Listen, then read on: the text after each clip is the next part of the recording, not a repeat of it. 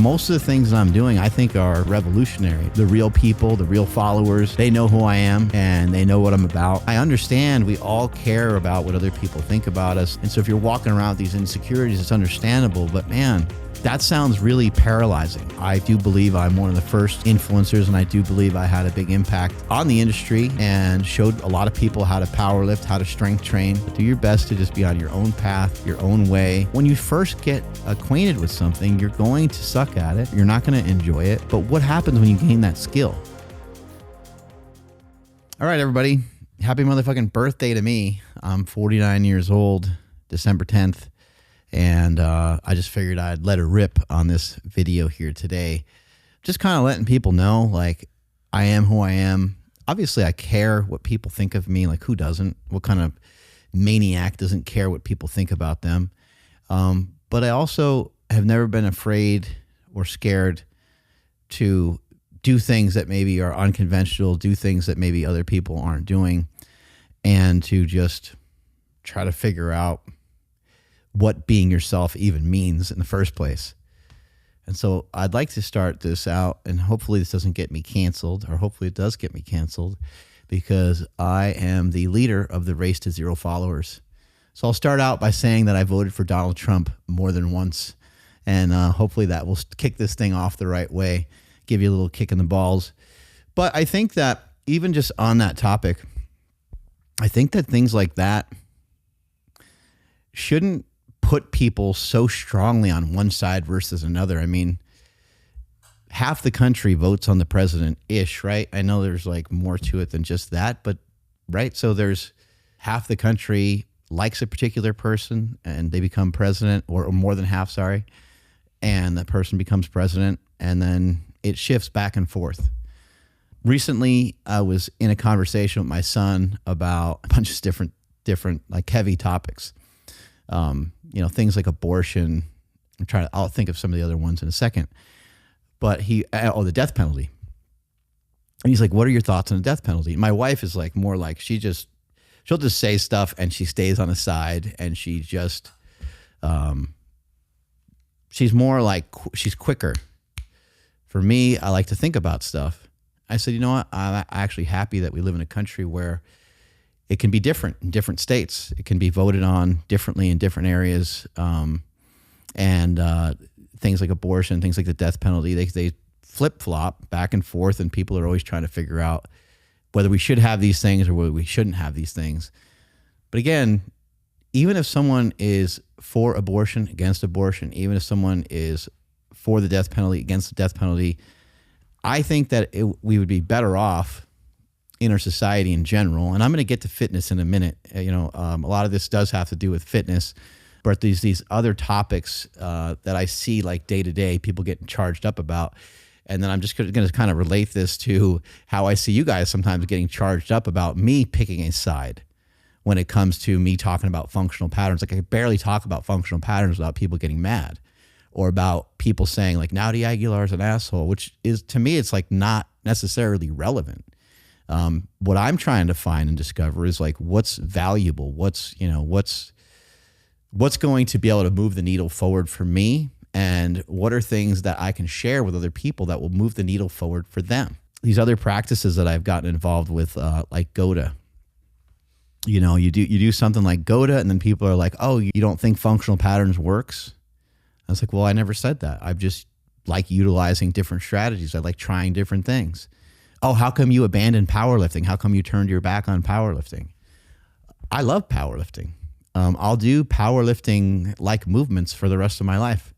I'll utilize powerlifting strategies for the rest of my life. I'll use some versions of progressive overload probably forever.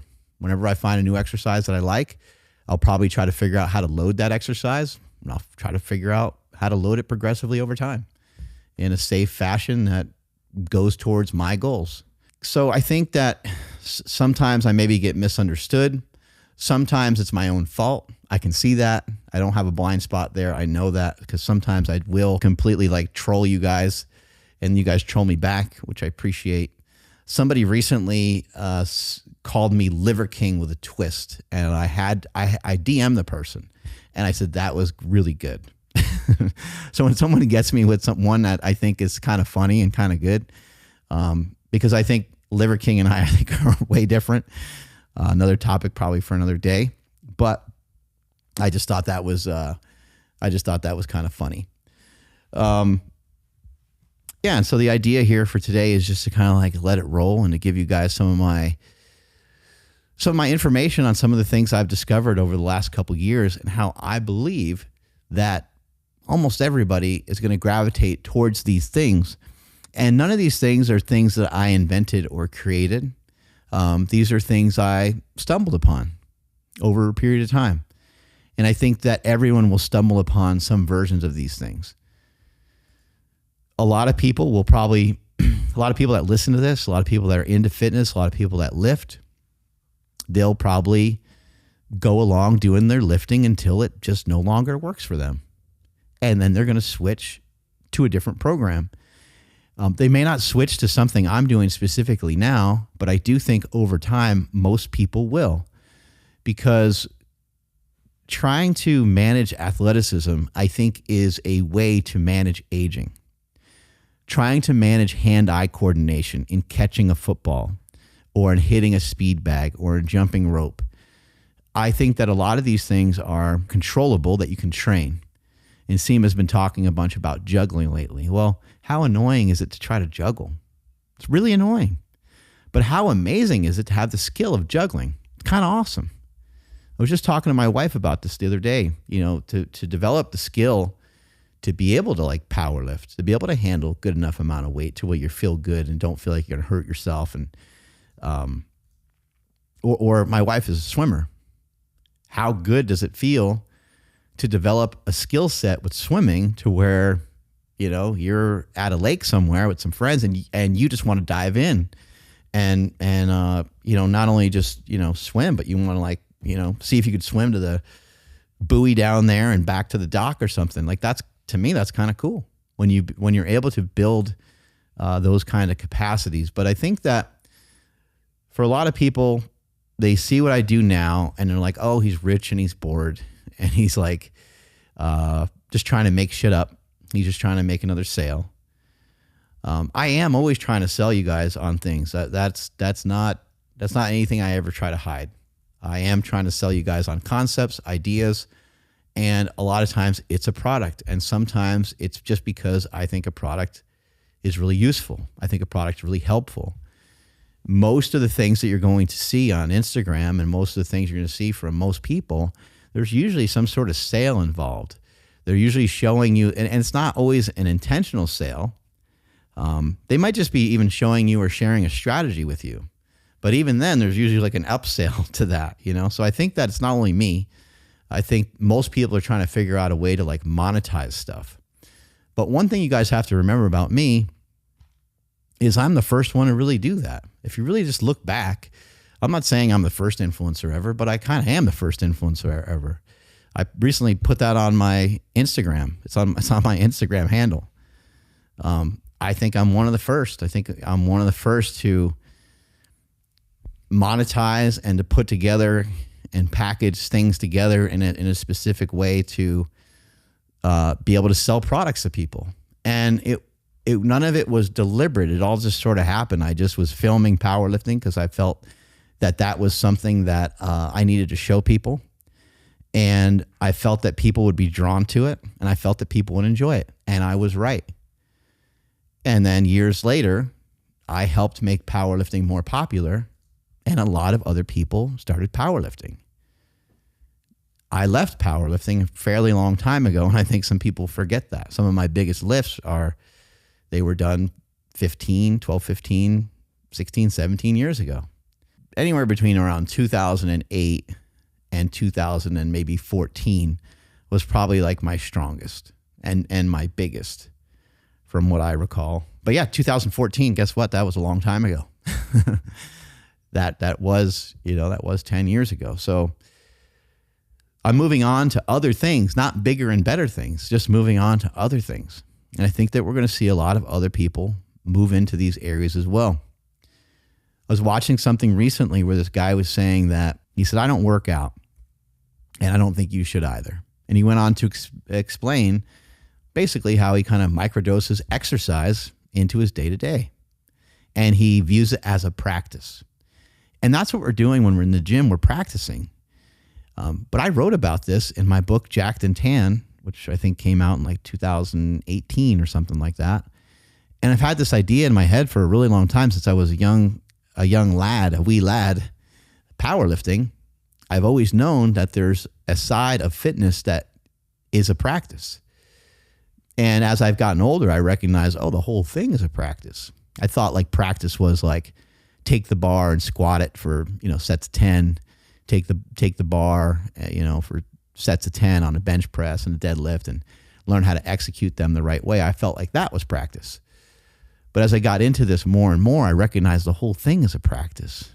And when you kind of view it that way and you pause for a second and realize that you don't need a 2-hour workout in order to have an effective workout, when you realize that you can do things intermittently throughout the day for 20 minutes here, 30 minutes there, that won't work with everyone's schedule.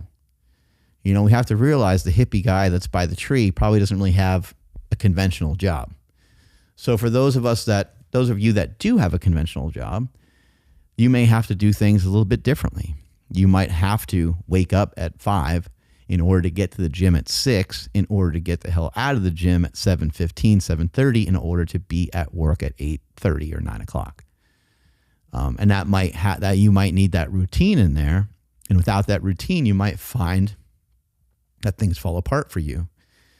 But imagine starting to understand that you could have a rope at your house, you could have a weighted vest at your house, you could have a speed bag at your house, you could have a jump rope near your back door. You can have some of these things around to where you're like, I'm just going to grab that for 10 minutes today. You wake up a little bit late, you weren't able to hit the gym, and you're like, only got like 20 minutes. Imagine going outside, you throw the WEC vest on, and you hop around with that thing for 20 minutes, and then you hop in the shower and you head to work, and you missed your gym workout for the day, but you did something different. You did something slightly different. So I think that a lot of people are going to start to gravitate towards a lot of the things that I'm doing, because I think that who doesn't want to restore athleticism or have athleticism maybe for their first time as they start getting into their 50s and 60s? Who wouldn't like to have more mobility? Who wouldn't like to move better? Who wouldn't like to get in and out of their car easier? Who wouldn't like to keep up not only with their own kids, but keep up with their grandkids and have energy for those things? You sit down on the couch and you get that whoosh at the end of the day where you're like, man, feels good to sit down. You finally got some food. Maybe you're watching some TV and your kid needs your attention. How many times have you been like, man, I'm too whooped to really like do anything with them. I'm going to like wait until I'm done eating. And then, then maybe I'll half-heartedly go outside with them and do something. Right. I think a lot of parents have been there before, and it's not a great feeling because you want to be able to kind of, play with your kids almost as much as they want to. So that way that you're teaching them good habits, and you're leading by example, but you're also doing activities with them, right? And they're getting the activity they need, because kids need activity. If a kid doesn't have activity, he or she is going to be like driving you up a wall because they're going to have so much energy. And so I think, when it comes to fitness, powerlifting is a great base. Bodybuilding is a great base. Going to the gym for an hour and a half is awesome. But not everyone's always going to have the time for that. And I think that for a lot of people, you're going to end up kind of shifting and changing what you do. And the reason why I'm explaining some of this to you guys is I'm trying to explain some of the transitions, if you will, that I've gone through. I'm not still going to like power lift and, pull 500 pounds off the ground for sets of 6 or something like that. Just so I can make some posts, just so I can squeak out a horribly done 600-pound deadlift or something like that. I'm not going to still try to be the person that I was in the past. I want to always change. I want to always improve. I want to always get better. And for me, for right now, this is the way that I'm improving. This is the way I'm getting better. I feel like my fitness is much better than it's been in the past. I feel like body composition wise, I'm better or similar to where I've been in the past. Strength wise, yeah, I've lost some strength when it comes.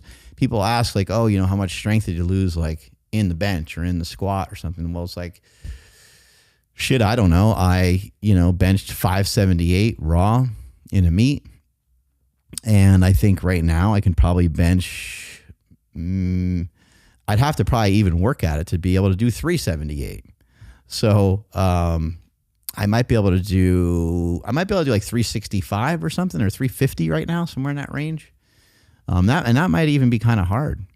And then some people will think like, oh man, well, that's a huge decline. But you have to remember, I'm not really focused on trying to have a huge bench at the moment. I have other things I'm focused on and other things I'm honed in on.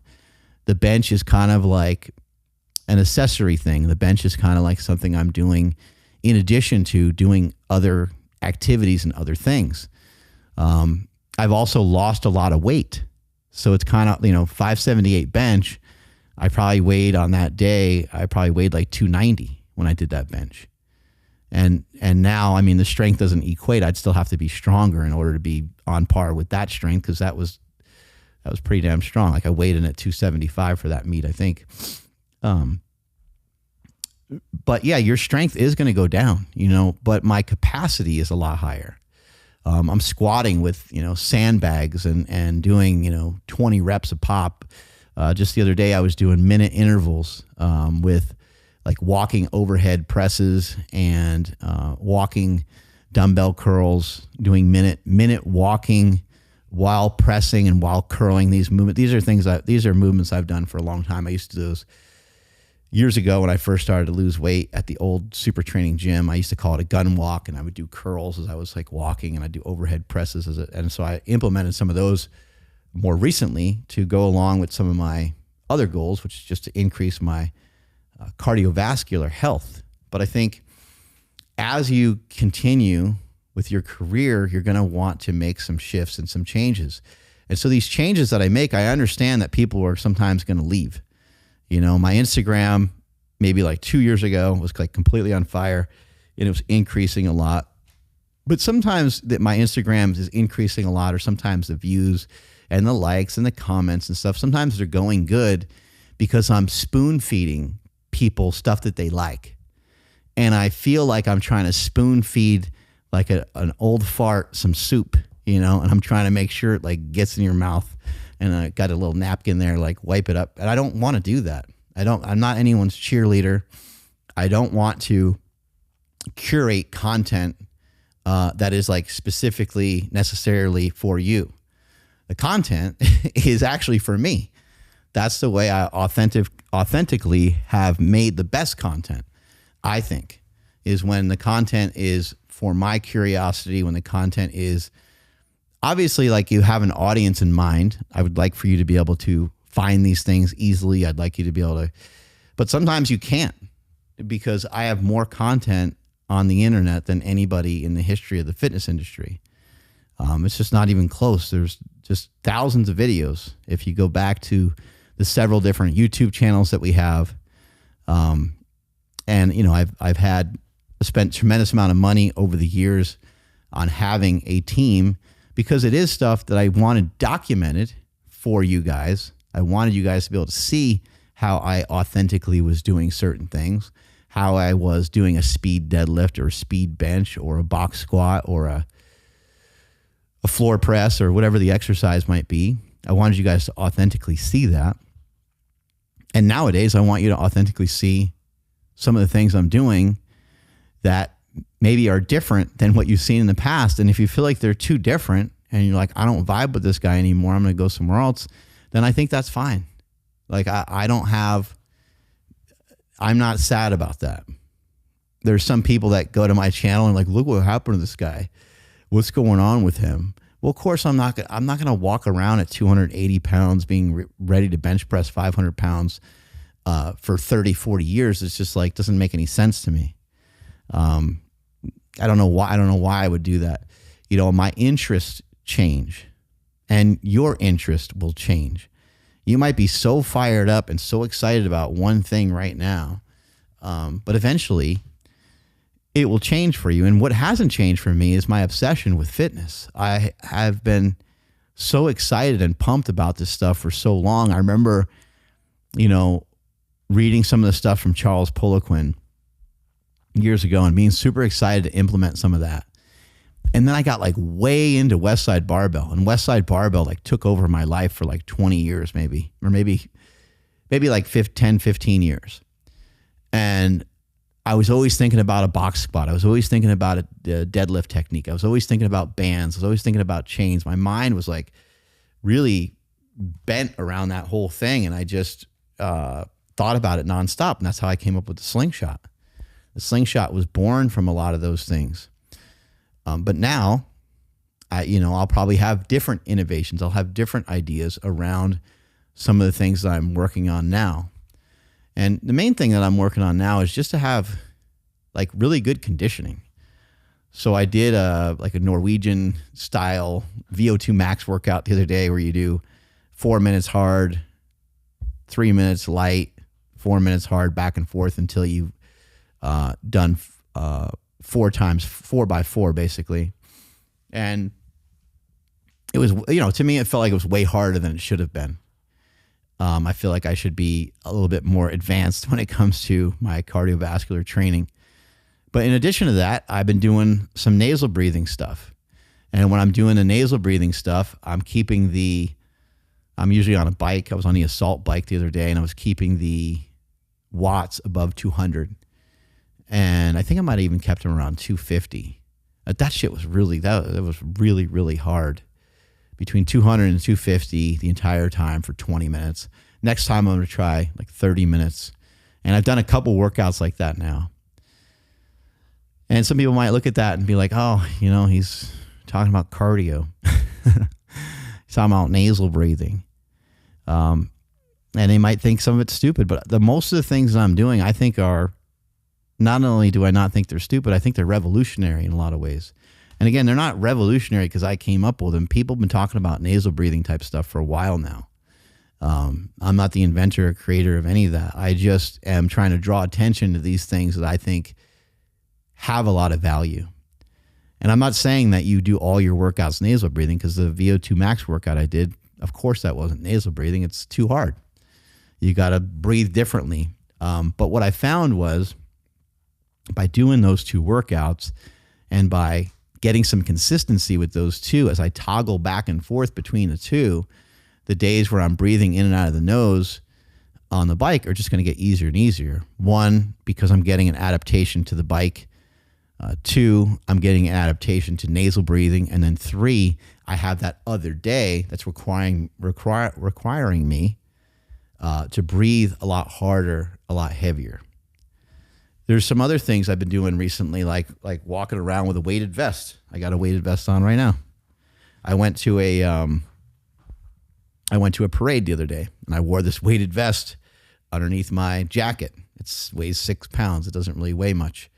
I have another weighted vest that's like 12 pounds, and I wear that one frequently too, because it actually, in the wintertime, it's just warm. It helps kind of block out the cold. But why am I walking around wearing a weighted vest frequently? Well, it works on your zone 1 cardio, and it just makes your walking a little bit more challenging. Why not have a form of advanced walking? Because walking really, we've got to face the facts about walking. Once you get yourself walking and once you get yourself doing a couple miles, you really have to make it more challenging than just that. You do. I think that's the honest truth of it. Like if you're looking for like real fitness and real longevity and strength and all these things, I don't think you're going to get it with just walking on a flat surface. I think you either need hills or you need like either weight in your hands or weight around your shoulders. And a weighted vest is a great way to get it done. Recently, you guys have been seeing me doing some stuff with the WEC vest. You see me hopping around and doing these different things, and you see me, just doing things that are unconventional that you haven't seen me do before. And you also might see me doing and trying things where I look uncoordinated or silly or weird. But again, I want you guys to understand that that is not anything that bothers me. I was talking to a friend the other day, and he said he has a buddy that used to like not like going to the commercial gym with him at certain times because there's other people there and he feels awkward. It's like, holy shit, really? Again, I understand we all care about what other people think about us. Like, that's part of life. I mean, how could you not feel like you're being judged? And then if you feel like you look weird, or you feel like you look fat, or you feel like you're short, or whatever these things that you feel, whether they're how true they are really doesn't matter. How true they are to you matters a lot. And so if you're walking around with these insecurities, it's understandable. But man, that sounds really paralyzing. That sounds really disabling to be in that kind of position. And I've heard women say that a bunch before too. And it's a little bit more understandable because, let's kind of face it, women are getting like gawked at a lot of times. And then there's the other side of that. Sometimes women are wearing interesting outfits in the gym, and maybe they're not, maybe what they're wearing is like highlighting things a little too much and getting the guys to stare. But I can understand a female feeling a little bit more awkward sometimes in the gym. But even that, it's like, we got to get over this stuff. And if there's more girls and there's more people at the gym that maybe aren't shredded and don't, look like a magazine cover, then everybody should be able to get over it. Most of the time, the gym doesn't really look that way anyway. Most of my experience in gyms, from the time I was a wee lad again, was that people aren't really paying too much attention to you. They're really like into their own workout. And while you might be judged for your workout and somebody might kind of catch you doing an exercise awkwardly or something, I don't think that really changes anything. I don't think the person's going to come over there and like bash you with a dumbbell, or I don't think anyone's going to like yell at you or think that you're a bad person. I think that they might just think like, oh man, I kind of wonder where that guy picked that up from. That's a little weird. But yeah, people laughing at you, people making fun of you.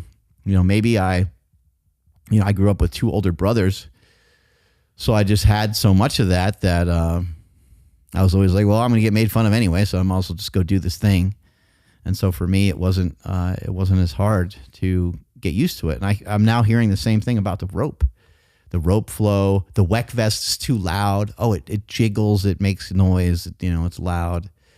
I mean, I don't know when what age do you need to be to kind of like get over these different things? All you're trying to do is exercise. If somebody's like making fun of you or teasing you for, trying to exercise, then they just don't understand your goals, and that's okay. As I said earlier, I don't care if people leave. If, the race to 0 followers is something I started years ago, just kind of messing around. And I even made a jersey of it. I have a jersey that says 0 followers on the back. It's just something I made up around, I think it was also around the time of COVID. And I had strong opinions about COVID. I had a lot of researchers on the podcast, a lot of people on the podcast speaking on one particular side about COVID, and I couldn't even find anybody that was on the other side. And I swear to God to you, that's the truth. I found people who were like, this thing is way overblown. This thing is bullshit.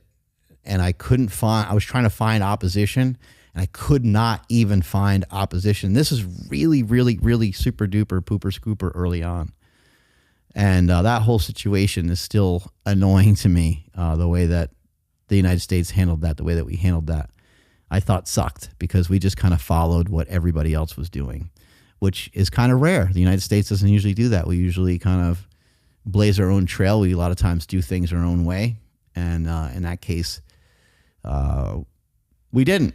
And then so therefore we all look stupid wearing masks and doing a bunch of things that didn't work, that were completely ineffective, that I also had people on my podcast talking about, and they talked about how those things are ineffective, and those things were already researched many times over throughout history that they don't work. And they still were things that were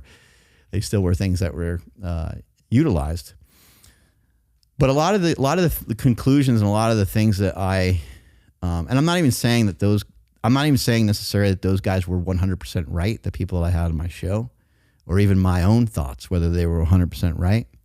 But these are just things that I have discovered, and these are things that I have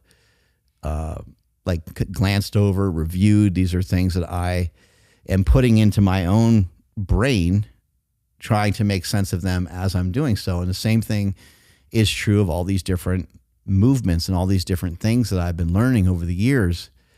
Whether we've had, whether I went out to Naudi Aguilar in Vegas, or whether we had some functional patterns people here on the podcast. We had Ido Portal on the podcast. We've had Kelly Starrett on the podcast. We've had Knees Over Toes, Ben Patrick on the podcast. We've had the GOTA people here more than once. We've talked to a lot of these people. And again, I'm not going to say like one guy is like super right over another. I think a lot of them have a lot of great information, and I just take that information and I try to utilize it and take advantage of it for myself. Just because you may not see me do some of those same things all the time doesn't mean I completely abandon those ideas. I still utilize a lot of the principles of a lot of these different movements that I've learned, and they're things that I'm going to continue to filter through and see, because some of it's just about what you like to do as well, right? Not everything's about it being effective. Sometimes shit is about being effective, but sometimes it's also just about, do you like doing it? If you don't like doing it, then that makes it really hard to have it be something that you're doing with a great deal of frequency. There's something that I've sucked at for a really long time, and that is pull-ups. I've been working on pull-ups. I lost some weight and stuff like that, so that made the pull-ups a little easier. But I've been also, just because I suck at pull-ups, I've been working on some like dead hangs. I'm not good at a dead hang. I'm not that great at it, but I'm getting better at it. One of my friends that I had doing some dead hangs with me the other day, he was able to hang for 10 seconds at a time. I had another friend who's able to hang for 20 seconds at a time. I was able to hang for 30 seconds at a time. We did a bunch of sets that way. And my best hold, I think I've done 90 seconds so far. So it's something I'm working on. But when you first get acquainted with something, you're going to suck at it.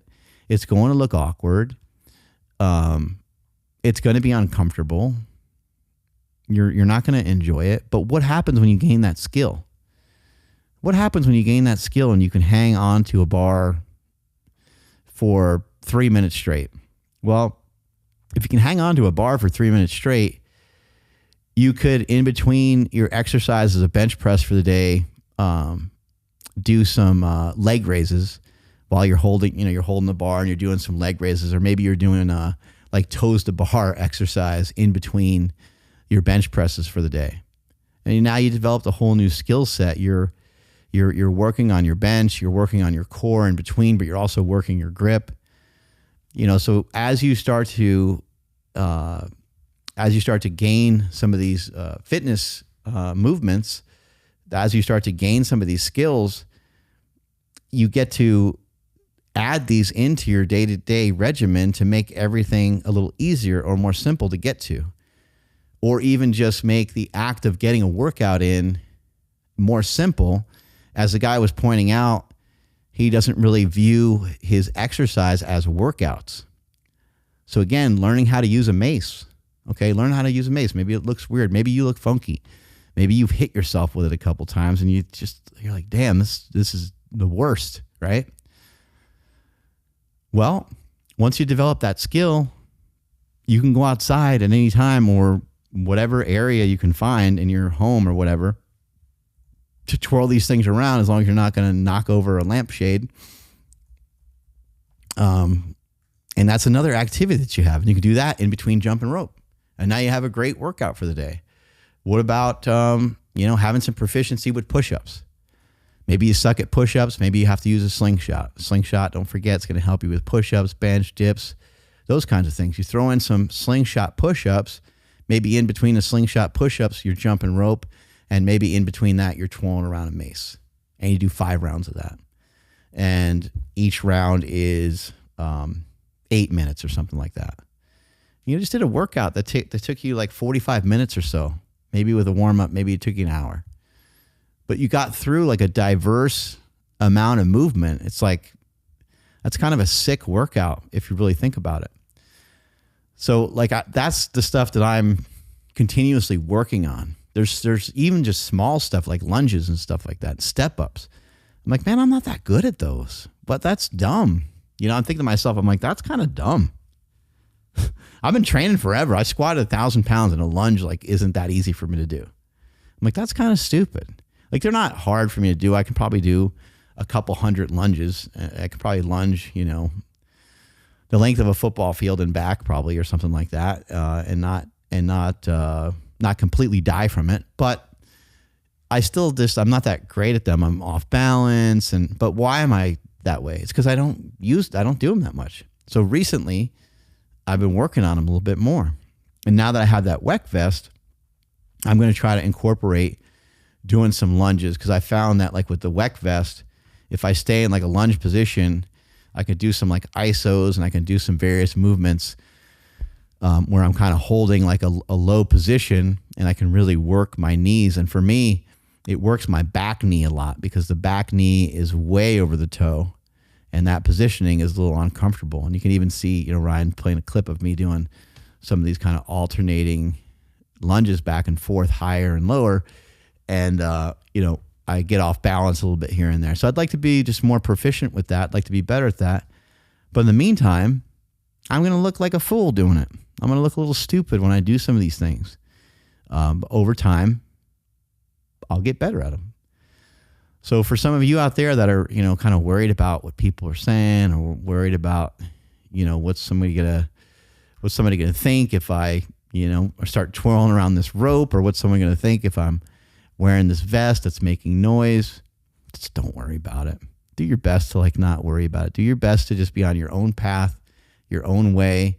When I run with the WEC vest on and people kind of look at me a little bit, they're not like up in arms over it. I mean, they hear the noise for maybe 5 seconds, 3 seconds. I don't know, however long it takes me to like run past them and get far enough away to where they don't really hear it. It's not super loud. The only thing that I've noticed with it that can be something that you should be a little cautious with is just be cautious with it with dogs. Because like someone's walking their dog. So sometimes if somebody's walking their dog, depending on the kind of dog, I might stop. I might just like walk past that person just because I'm like, I don't want, the dog will get like, it'll get all crazy, over the noise you're making. But other than that, it's just in your own head. A lot of times these things are in our own head about what we think other people are thinking about us, and it's really not worth it. I think with the amount of content and the amount of information that I've put out over the years, I think that the real people, the real followers, they know who I am and they know what I'm about. There's been a lot of people that have come to my gym over the years. Super Training Gym was open to the public for 10 years. It was free. Open to the public for 10 years, and it was free.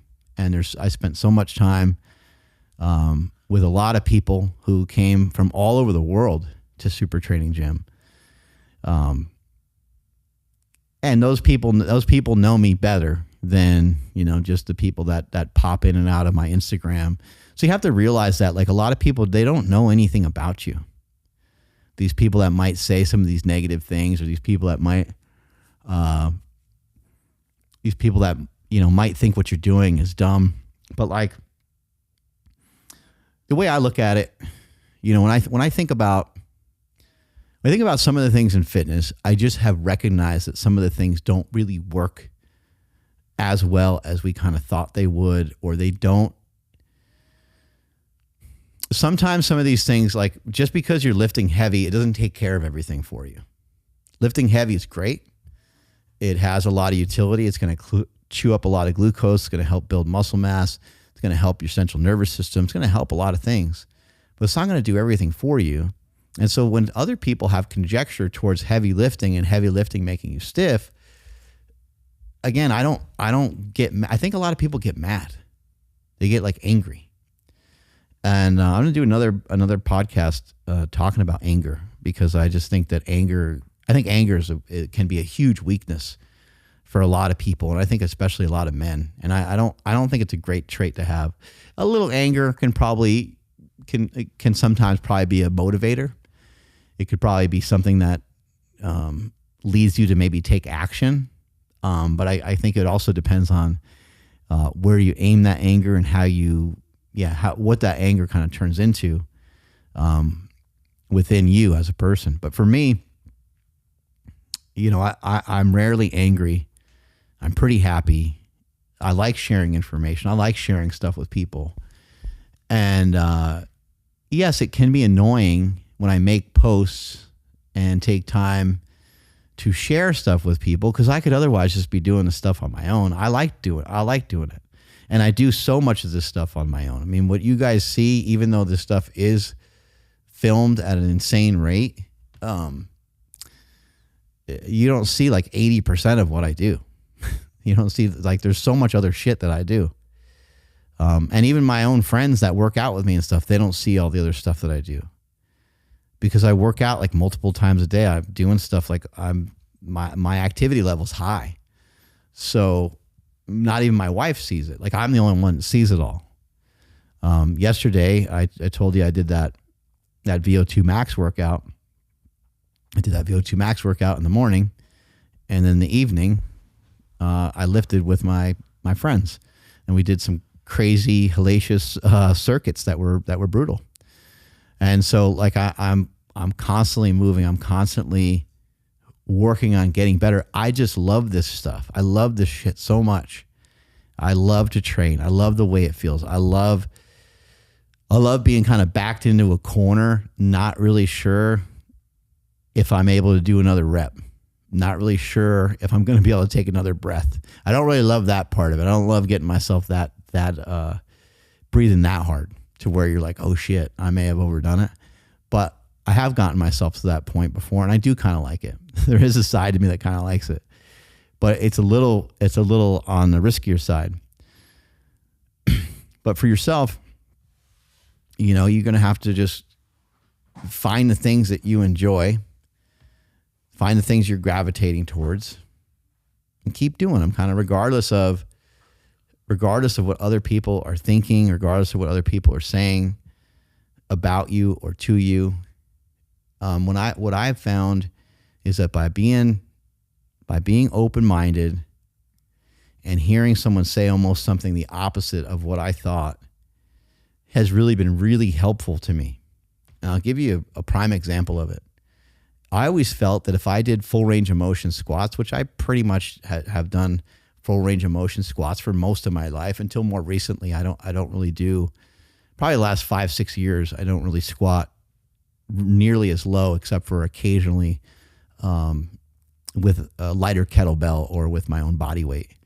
It's not even occasionally. I guess I do it more than I think. But anyway, I don't really do as many full range of motion squats as I used to. But even when I was doing full range of motion squats, guess what? I lost a lot of range of motion. And people say use it or lose it, but I found that's not true. I'm using it. I'm using everything I got every day. I'm using every body part every day. And I got stiffer over time.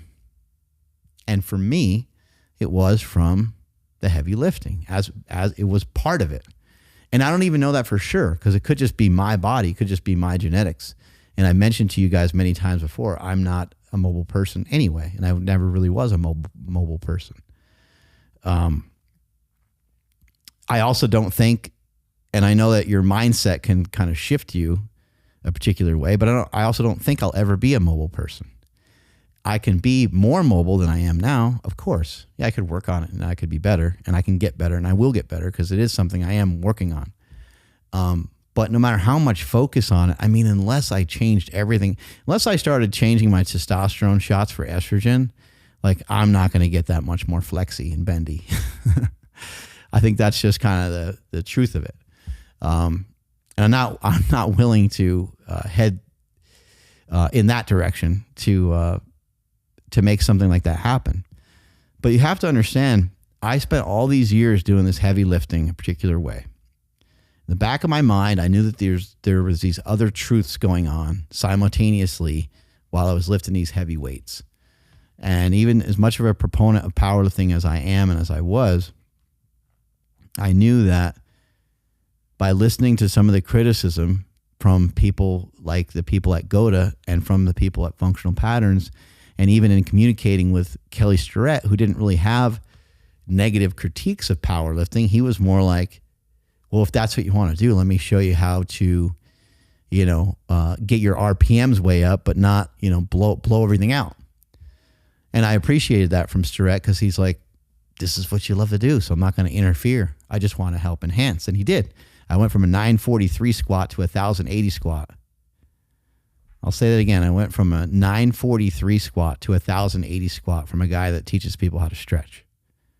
And Kelly hates that, but that's what he is. He's a bendy, flexy guy that teaches people how to stretch, or at least he was. Now he's a lot more than that. I give him his due. He's amazing. But think about that. That's interesting, right? I worked with Louis Simmons. I worked, I was trained and mentored by the greatest powerlifting coach there ever was, probably on this planet. And Kelly Starrett is the one that helped put an extra over 100 pounds on my squat after I was already squatting proficiently with a heavy ass weight. But that's only because I was open-minded to listen to him, because I knew what he was saying was true. He was like, you got to open your hips up. You got to get your hamstring, your hips, your glutes, these things got to open up a little bit. And so I started doing some of his stretches with a distraction of the band. And now you see some people sharing that on Instagram and stuff as if it's new. And it's been around for probably almost 20 years at this point.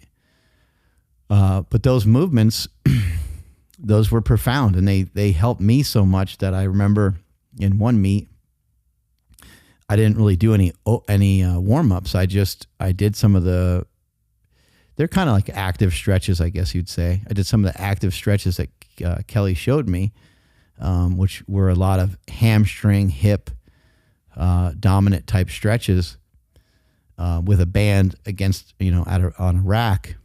And then my first squat attempt was 500 in the warm-up room. I did 500, 700, and then I went to the platform and did like 900, and then I went to like 1,080, and I think that was my best squat ever. So I wouldn't have been able to do anything like that without that open-mindedness to learn from someone like Kelly, because I could have easily been like, well, he does all that stupid CrossFit shit. I could have said that, right? I could have said, oh, he's all on everyone's all on like cardio and stuff, and Olympic lifts, and those are dumb. Those are stupid. Oh, he's got all this range, but he was telling me like, hey, look, your range of motion is like too limited. And he's like, you probably want some limited range of motion, but you don't want it to be so much that that is to your detriment. And then fast forward a few years later, and I'm listening to some stuff from these other groups and these other parties talking about lifting, making people stiff, maybe leading to them getting uncoordinated and things like that when they're not doing it in collaboration with other things. I think that's a critical piece there too. And also it's important to note that what's happened to me is not going to necessarily happen to everybody. It's my own personal experiences that have gone this way for me. And I don't even really view my tightness as really being a problem. I feel really good in my day-to-day. I'm not banged up, beat up. I am sore often because I train hard. But I feel awesome every single day. I feel really good. But I do have tightness that is annoying. Like, when I go to tie my shoes, my body's pretty tight. Recently tearing my hamstring, it made it like nearly impossible to get my shoes on because I already have limited range of motion, and I tore my hamstring, so it made it 10 times worse. That hammy's healing up, by the way. If for those of you that know, then you know. And if you have a pet kangaroo and it needs to recover from a hamstring tear, you can give it BPC 157, TB 500, and the copper peptide. And you can have at it with that. And you can look up from someone else other than me the dosing of that. But man, that healed up my kangaroo's hamstring super fast. So for those of you that have kangaroos out there, here's to you. But yeah, without having an open mind and without being someone that's willing to take some bullets on Instagram and YouTube with showing people weird and different stuff, then I never meet the guys at Human Garage. I never meet the functional patterns guys. I mean, look at the Human Garage guys when they were here having us do the twisty stuff, and you're pushing your tongue, you're twisting your head one way, pushing your tongue the other. It can't look any more ridiculous. And don't think that I don't know that. I know how ridiculous it looks. But I'm willing to entertain it, because what if it's something that works? What if it's something that can be effective? Maybe some of the things that some influencers say, maybe they're bullshit. Whether it be Ben Greenfield or Dave Asprey or Mark Bell or whoever. Maybe it's bullshit, right? But maybe sometimes, when you hear something from them, you should listen up, because maybe it's something that has value.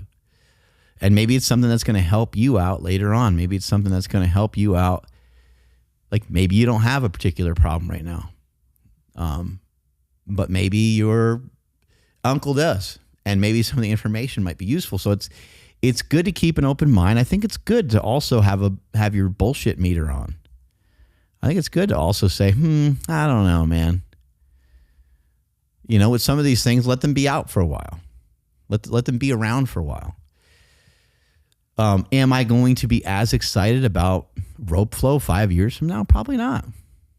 I probably won't be. Will I be as happy and as fired up about maces 5 years from now? No, I probably won't be. I'll just be totally honest with you. I probably won't be. I'll probably be on to messing around with something else. Am I going to be as excited about sandbags? Nope. Will I still be using them and incorporating those things into my workout? I would say 100% yes, but I don't really know. But I believe so. There are some things that I don't really like that I've never adapted to. And like I like med balls and all that stuff too. And I like all the different machines, and obviously I like compound movements. Who doesn't like those? Those are great. But they can come and go for me a little bit. But I always do like overhead presses. I always do bent over rows. I always do some fashion or some variation of a deadlift. I always do some variation of a bench press. I always do some variation of a squat. But the one thing that I haven't really liked that a lot of people swear by that they really like is kettlebell. And it just, for whatever reason, it doesn't work great with my body for some reason. I still use them. I still utilize them because I recognize that it's probably a good practice for me to utilize a kettlebell here and there. But yeah, every time I go to, especially with my left side, whenever I go to do presses with my left side, I always hit myself in the forearm or wrist. I try to watch the technique and stuff. I cannot pick up what I'm doing wrong on that side versus the other side. And they're annoying. So I'm like, oh, you know what? I'm just going to use the dumbbell. But more recently, I got into using the Thompson Fat Bell. I don't know if you guys seen that one. I got to do a video on that because Donnie Thompson makes great inventions. The tempering tools that he has, those are amazing. You guys have seen me kind of show some documentation and stuff of the tempering tools. The Thompson Fat Bell is something everyone should own. Some Thompson Fat Bells. They're awesome. The hard part is to figure out what sizes to get, what weights to get for those, but an absolutely incredible piece of equipment. It's a dumbbell that you basically put your hand into, and it gives you like a Hulk smash hand. And I can't say enough great things about them. They They just feel awesome. They feel amazing. And yeah, more recently, I got into the maces because the mobility. And when you see me doing the mace, you know, it's going to be different than you watching someone who's 25 years old move around a mace. I don't move around like I'm 25. I move around probably more like I'm the age that I am. And so these are all things, they're all practices, they're all things I'm working on. But when I heard a few people years ago talking about how they feel that weights sometimes do more harm than good when it comes to athleticism and stuff like that, I was like, poof, my ears just popped right open. Because I'm like, this is really interesting and fascinating to me. How true is this? And how could this be? This seems like bullshit. But let me just think about that for a minute. How is it that Jesse Owens, or even like, and they went back 100 years, and they showed a guy, you know, Usain Bolt, I think he ran a 9.57, I think he ran. I think it's the fastest 100 meter ever. If you go back 100 years from then, 100 years from now, I think the difference in time is only like 0.7 seconds. Something ridiculous like that. Maybe you could look it up. I think Jesse Owens ran like a 10 something. I don't think he ran under 10 seconds. Yeah, Jesse Owens' 100 meter time in the 1936 Berlin Olympics was 10.3. His personal best is 10.2. So 10.3, and then what's Bolt's? Bolt is 9.58, and that was in 2009. So basically, between those two, there's 0.8 seconds. Okay? There's 0.8 seconds. Now, somebody might say, okay, well, the distance is 100 meters. It's very short. I don't know what kind of blocks Jesse Owens had access to, but maybe rewind that, Ryan. Maybe we can kind of see. But supposedly, they used to dig holes in the dirt. The most track people would tell you flat out that people think that a nice track makes almost like a 10% difference in speed. A good track versus like running on something shitty. Whatever the case is, we can't really exactly identify or completely see what they're running off of back then. Jesse Owens is flying, man. He's quite ahead of the pack. Oh, that other guy came on strong at the end. Yeah, it looks like they got little holes dug in the ground. Yeah, it does. It does, right? There. Yeah. So they don't have blocks. They don't have super shoe. They don't have a carbon fiber foot plate, okay? And they don't have the proper track. Again, people think the track makes a 10% difference. I'm not good with numbers and percentages and stuff like that. But 10% is a big deal, and we're talking about 0.7 seconds. I mean, Jesse Owens would already be running 10% faster if he just had a faster track. Now, picture that he also has spikes that have the carbon fiber footplate technology as well. Maybe that gives him another 5%. So without any training, without any knowledge of Usain Bolt, he doesn't, and I know Bolt like lifted and stuff, but I think if you were to ask Bolt's coach, how much of a difference did lifting make, he might think it makes a lot, because maybe that guy trained him with weights and feels it was super important. But it's interesting. Could he run a similar speed without? I mean, I don't think there's any reason to really get into that debate necessarily. But the fact that lifting in some cases can make some people less athletic or have little to no bearing, and that's my main point, because I don't think Jesse Owens lifted. Jesse Owens obviously trained a lot.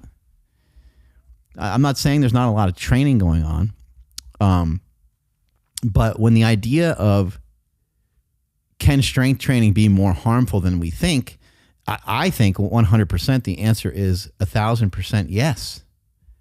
It can be way more harmful than we think, and we just need to think about it more.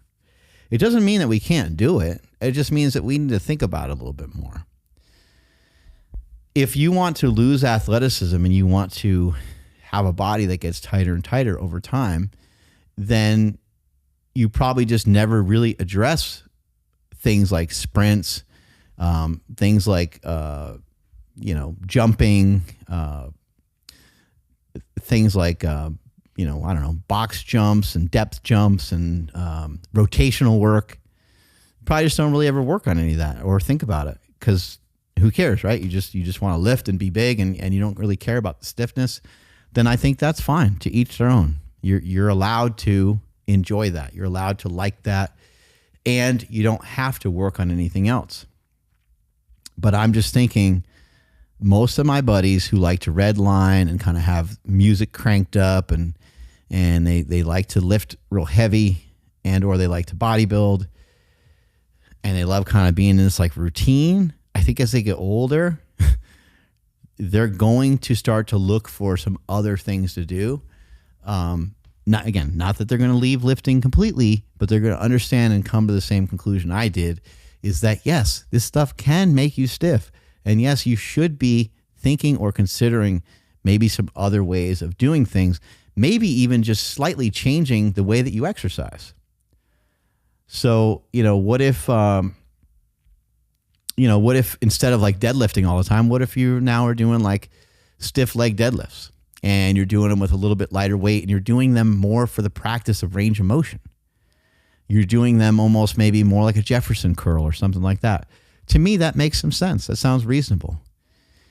Instead of, doing a Bulgarian split squat with 80-pound dumbbells in your hand to like try to, maximize the muscle growth and gets a lot of size and thickness on your hamstrings and your quads, maybe you just got like 40 in each hand because you're working on the range of motion a little bit better. And maybe you're holding a little bit more of an ISO because you are trying to positively impact the health of the connective tissue in the knee, because we know you can have some like collagen resynthesis and stuff like that with some ISOs, which is also really interesting. And what if you do pair that with like peptides, and you pair that with the copper peptide, and you pair that with drinking and consuming some collagen peptides? It's like, I don't know, might be some really good benefit in that. But again, if we don't have an open mind, you don't get access to any of that stuff. And so for the people who've given me shit over the last couple of weeks, months, years, I gladly accept it. It's part of the territory. It's part of what I do. And I do believe I'm one of the first influencers, and I do believe I had a big impact on the industry and showed a lot of people how to power lift, how to strength train. And some of the stuff that I'm showing now, I think will be as popular as those other things. I think that more people are going to want to move towards some of these other types of movement because they're just going to realize that they're not necessarily more valuable than going to the gym, but they're on par. They're very valuable to jump, to rotate, and to figure out ways to get in movement that are different than just like a bench squat and deadlift, I think is extremely important. And like I said, I'm accepting of the criticism because I understand what happened to a lot of you guys. A lot of you guys were following me because you thought that, I was delivering a message about powerlifting at a time when really no one else was doing that. There was a couple other people kind of getting into the mix back then, maybe a Chris Duffin a little bit here and there, and some other folks. But for the most part, it was me sharing out the majority of content at the time. And then now my interests have shifted. I'm no longer a powerlifter. I don't compete in powerlifting anymore. I don't do a lot of those things anymore. I'm working on breathing techniques. I am a fan of red light therapy. You see me wearing these freak show glasses every once in a while to block out blue light. I am somebody who has embraced these ideas and concepts of like, hey, we should be conscious of the amount of EMF that's around us. We should be conscious of the chemicals that are around us. I'm not completely nutso and crazy about it. I don't try to pick over everything with a fine-tooth comb, but I do my best to, have my phone in the other room. I don't sleep with my phone's not in my room. I don't like the extra EMF being around. Whether that makes a big difference or not, these are just things that, again, I've looked at, I reviewed, I'm open to it. And I'm like, you know what? It's not hard. It's not hard for me to have the practice of just putting my phone in a different room and shutting it off for the evening. Like, there's nothing difficult about that. And so these are just some things that I've kind of adopted, and they're here until I find, better means or find other things to do. And the criticism is not only welcome, but I think it's warranted, because I think some people that give criticism are smarter than people want to give them credit for. The criticism is understandable. It's because I made a change. People are uncomfortable with change, and they're uncomfortable when somebody else makes a change. People are also uncomfortable with somebody having success in something, or people are also uncomfortable with someone being right about something. People are also uncomfortable with saying that they're wrong about certain things. And I've been wrong about certain things. Like I've been wrong in a bunch of different ways, but it's weird because I can't come out necessarily and say, hey, guys, I was wrong about this, this, and this, because I still don't really know. Like there's some things with like keto, and there's some things with different styles of diet where I'm like, that actually, some of those ideologies actually might be a little bit harmful. But I'm like, but only to a subset of people. It doesn't seem like they're harmful to everybody. So it's interesting, having this ability to be able to influence people and to be able to share content with people and to tell people certain things. Sometimes I do want to tell everyone to just go fuck themselves. And other times I'm like, why would I do that? Why would I build an audience and get a crowd around me just to tell everyone to go fuck themselves? It doesn't really make any sense.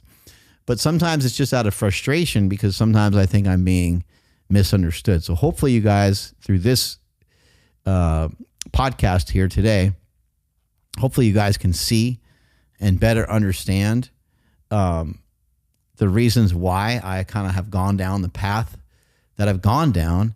And hopefully, as I mentioned in the beginning, I voted for Trump. I voted for him more than once. What I'm hoping is that you guys can have the sense to not have that make you mad, because there's really not a reason for you for it to make you mad when we live in a free country and there was only two people to vote for in the first place. Who I support, or who you support, or what you support, it's up to you. I'm not going to get mad at you for it. And I hope that you don't get mad at me for it. I can understand frustration. I can understand kidding around. I can understand a little bit of this and that. But to actually get angry over it, to me, doesn't personally make any sense. Maybe it makes more sense to you than it does to me. Strength is never weakness. Weakness is never strength. Catch you guys later. Bye.